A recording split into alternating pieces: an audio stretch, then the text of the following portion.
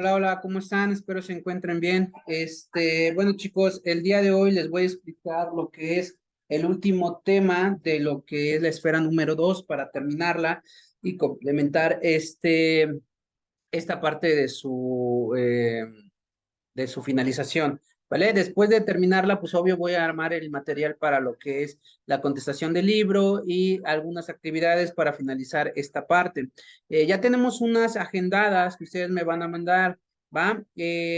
Con eso con lo que voy a terminar es para el día mañana, hoy es martes, mañana miércoles, es para que le escuchen la clase en el horario que tenemos y para la otra es hacer es lo que voy a encargar de este tema, ¿vale?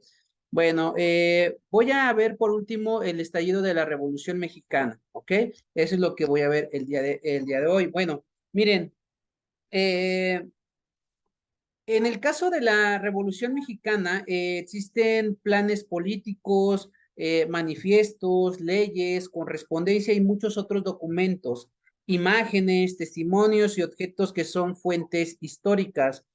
La Revolución Mexicana fue generada por sectores de la población que demandaban pues una transformación política, social y económica. En 1910, el presidente Porfirio Díaz estaba por cumplir 80 años, ¿vale?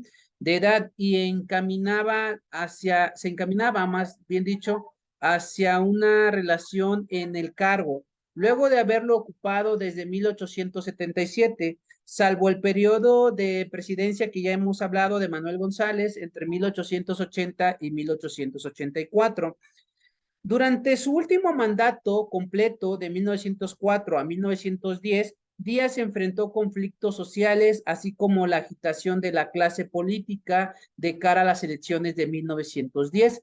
Estos sucesos, junto con una declaración del propio Díaz en 1908 que anunciaba la probable apertura política del régimen, comenzaron a dar pues pie a las aspiraciones políticas de distintos personajes, entre ellos Francisco I. Madero. Estas declaraciones, acuérdate que fueron hechas en una entrevista a John Clement, ¿no?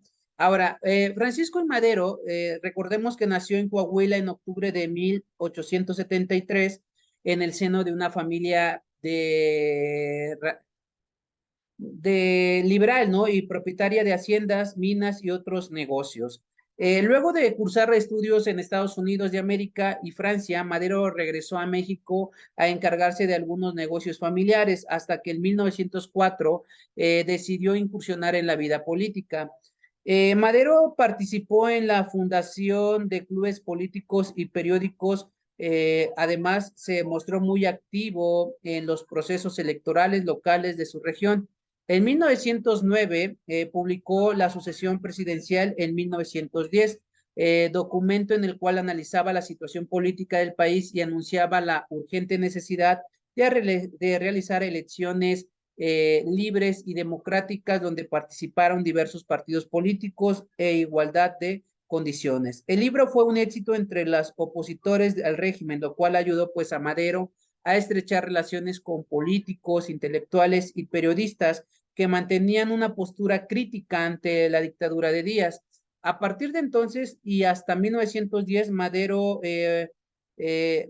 participó en la fundación de clubes antireeleccionistas en diferentes partes del país, llamados así porque rechazaban las políticas que el presidente pues, del país en ese momento, Porfirio Díaz, perpetuara en el poder, ¿no? O que estaba perpetuando el poder, como había sucedido, ¿no? Bueno, tras participar en varias giras por el país en las cuales propagó sus ideas políticas y fue acosado por las autoridades porfiritas a sus 36 años de edad, Francisco Madero fue elegido candidato a la presidencia en abril de 1910 durante la Convención Nacional Independiente. En esta convención participaron en el Partido Nacional Antirreeleccionista y el Partido Nacional Democrático, ¿vale?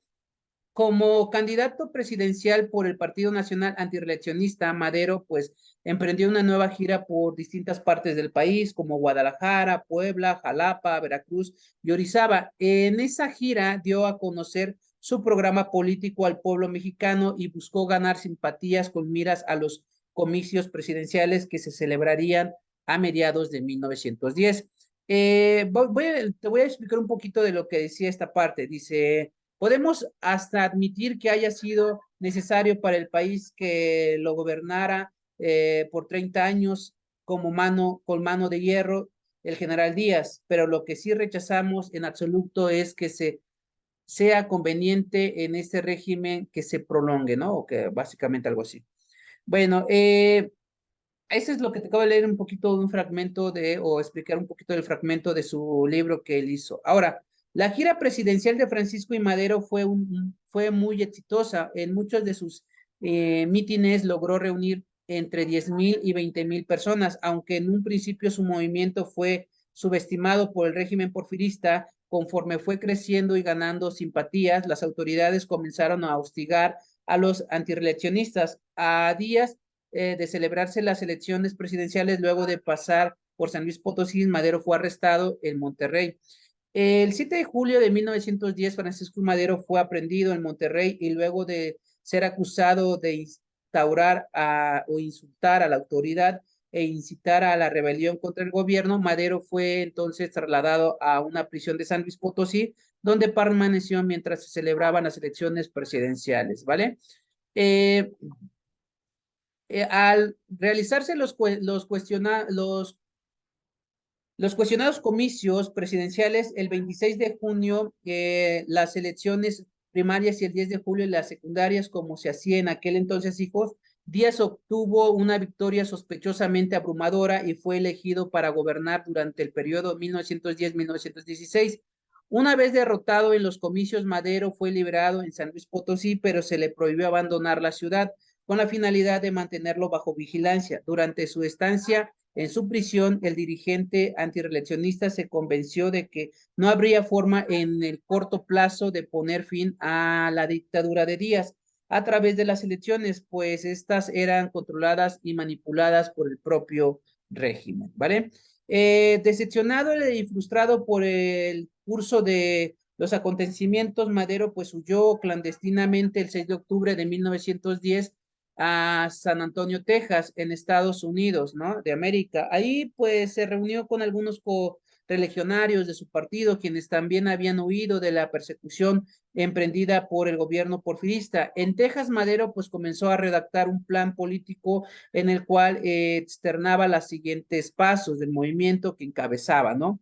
La vía pacífica parecía haberse pues cerrado con la celebración de las elecciones presumiblemente fraudulentas, o fueron fraudes, la neta. Sin embargo, los antireeleccionistas, chicos, parecían no haber claudicado en sus intenciones de acabar con la dictadura. Este plan que comenzó a circular en México a finales de octubre fue conocido como el Plan de San Luis, debido a que fue concebido e ideado por Madero mientras estuvo cautivo en San Luis Potosí. Ahora, miren, ¿qué proponía este plan de San Luis? Podríamos decir que la primera parte, a través del plan de Madero y sus compañeros antireeleccionistas señalaron que el principio de la no reelección del presidente y vicepresidente sería considerado ley suprema del país, lo que se debería reconocer mediante una reforma institucional, ¿vale?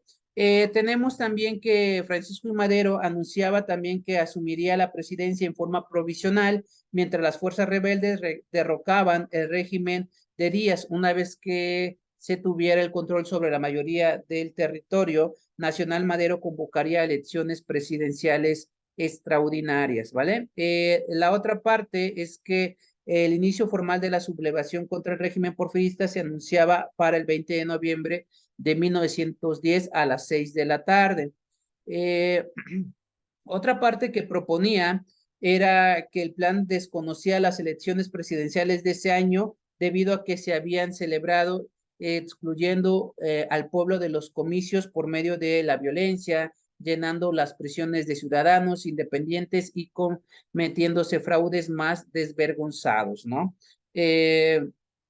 Otro que ponía era la parte de, asimismo, el plan también desconocía al gobierno de Díaz y a las demás autoridades elegidas a través del voto, ya que Madero y sus correligionarios consideraban que habían sido elegidos de forma ilegítima, ¿va? Y por último, la otra parte es que en su plan Madero señaló también que las tierras que los grandes terratenientes habían arrebatado a campesinos indígenas y pequeños propietarios debían ser restituidos a sus legítimos propietarios, ¿va? Bueno, eso es lo que planteaba Madero en su plan. Ahora, el plan de San Luis rápidamente fue difundido por los antirreeleccionistas a lo largo y ancho de México. El movimiento se... perdón, el movimiento ya me... Bueno, el movimiento contra la dictadura porfirista había anunciado ser para el 20 de noviembre de 1910, es decir, apenas unas 3 semanas de que el plan comenzara a circular en el país, ¿ok? Los círculos antirrelacionistas pues comenzaron a organizarse en diferentes puntos del país para iniciar la lucha contra la dictadura el día señalado. Fue así como inició la revuelta maderista, que es como se conoce específicamente la lucha armada encabezada por Francisco I. Madero en contra del régimen porfirista, chavos, la cual pues transcurrió entre noviembre de 1910 y mayo de 1911, cuando Díaz renunció a la presidencia, ¿no? Aunque la revuelta sería uno de los muchos factores detonantes de la lucha revolucionaria, suele considerarse únicamente como el inicio de la Revolución Mexicana, conflicto armado que se extendía durante varios años más, ¿no? En la víspera del día acordado, los hermanos Máximo y Aquiles Cerdán, adeptos a Madero, fueron asesinados por las tropas de Díaz. Tras esta enfrenta, a partir del 20 de noviembre, irrumpieron grupos revolucionarios en estados como Coahuila, Sonora, Zacatecas, Jalisco, Michoacán, Veracruz, Guerrero y Morelos. Mira, fíjate que los hermanos Cerdán son conocidos como los primeros héroes de la Revolución Mexicana, ¿no? Porque fueron a los primeros que asesinaron aquí en su casa, de hecho. Pero hay otros que no se les ha considerado, ¿no? Uno de ellos es el personaje colectivo, porque antes de los Cerdán, pues fueron personajes que no eran conocidos en la política o de apellido renombrable de una ciudad. También habían indígenas o la gente que murió en Cananea o en la huelga del Río Blanco. Yo creo que también son mártires de la independencia y son los más importantes. Pero bueno, dejando de lado un poco la historia más crítica y enfocándonos a esta parte de lo que nos pide el programa, continúo explicándoles. Miren, sin embargo, fue en el estado de Chihuahua donde se situó el corazón de la revuelta maderista gracias a la participación de Pascual Orozco, Abraham González y Francisco Villa, entre otros. Acuérdate de esto, Pascual Orozco, este cuate de 1882 a 1915, pues era un ranchero y pequeño propietario que se sumó al movimiento antirreeleccionista, a la revuelta maderista, a la cual ayudó mediante el financiamiento de la compra de armas y como combatientes. Tras ganar notoriedad, Orozco resultaría pues esencial en la toma de Ciudad Juárez en mayo de 1911. A pesar de haber sido aliados, Orozco se alzaría en armas contra el propio Madero en 1912, cuando este ya fungía como presidente, o sea, Madero. Orozco fue uno de los que se levantó, también acuérdate que Zapata se va a levantar en armas en contra de Madero, pero al finalizar la primera etapa, ¿no? De 1910 a 1911. Ahora, Abraham González, este cuate que va de 1864 a 1913. Era un importante ganadero que desde los inicios del movimiento antirreeleccionista se incorporó a su causa. Fue una pieza clave del maderismo en Chihuahua. González fue el responsable de incorporar a sus filas a hombres como Pascual Orozco y Francisco Villa. Tras el derrocamiento y asesinato de Francisco y Madero, Abraham González sería a su vez ejecutado en 1913 por los golpistas en el territorio chihuahuense, básicamente los huertistas, ¿no? Quien lo mataron fueron los huertistas, a este también. Bueno, otro personaje, pues el más conocido de los personajes de la revolución, sin dejar de lado a mi famosísimo Zapata, es Francisco Villa, de 1878 a 1923. Bueno, era un bandolero fugitivo que se sumó a la lucha maderista gracias a Abraham González, quien lo convenció de la legitimidad del levantamiento. Villa se convertiría en un revolucionario, chavos, de los más importantes durante la guerra. Tras los asesinatos de Madero y González, a quienes siempre se mantuvo fiel, Villa se alzaría en armas contra el gobierno golpista de Victoriano Huerta en 1913. Sin saber aún si los mexicanos hijos entenderían su llamado a las armas, el propio Francisco I. Madero cruzó la frontera hacia México el 19 de noviembre de 1910 e intentó iniciar la lucha armada. Sin embargo, los problemas logísticos y los pocos combatientes con los que contaba lo orillaban a abandonar su idea y regresar a los Estados Unidos de América a la espera de otra oportunidad. Probablemente ni el propio Madero había imaginado la cantidad de partidas revolucionarias que pues surgirían paulatinamente en casi todo el país. Sin embargo, el bastión de la revuelta se ubicó en Chihuahua, donde personajes como Pascual Orozco, Francisco Villa, Maclovio Herrera, Toribio Ortega y Manuel Chao, entre otros, comenzaron a tomar diversas localidades durante los meses siguientes. La multiplicación de los brotes revolucionarios en diferentes partes del país y la consolidación de grupo rebelde en Chihuahua le permitieron a Madero reingresar al país en febrero de 1911 y tomar el control de la revuelta. La situación parecía insostenible para el presidente Díaz, quien hacía todo lo posible por acabar con los grupos revolucionarios que mantenían el régimen al borde del colapso. Fue entonces cuando algunos maderistas se dispusieron a tomar Ciudad Juárez, Chihuahua, ubicada justo en la frontera con Estados Unidos de América. Dicha acción, chicos, militar fue emprendida por revolucionarios que desobedecieron las órdenes del propio Madero, quien intentaba negociar con Díaz una solución política y pacífica para poner fin al conflicto. Mientras Madero negociaba con intermediarios de Díaz, un grupo de revolucionarios comandados por Pascual Orozco y Francisco Villa atacaron Ciudad Juárez el 8 de mayo de 1911, plaza ocupada por las fuerzas pues, federales, ¿no? Las tropas maderistas incursionaron paso a paso en la ciudad durante los días siguientes hasta que el 10 de mayo las fuerzas federales encabezadas por el general Juan Navarro se rindieron. En Ciudad Juárez ya había caído este bastimiento por parte de los diistas, ¿no? Y tomado por los maderistas. Ahora, con la principal vía de acceso para trasladar armas y municiones de Estados Unidos de América a México, en poder de los rebeldes, ambos bandos firmaron los tratados de Ciudad Juárez el 25 de mayo de 1911. Porfirio Díaz pues ya renunció a la presidencia el 25 de mayo, ¿no?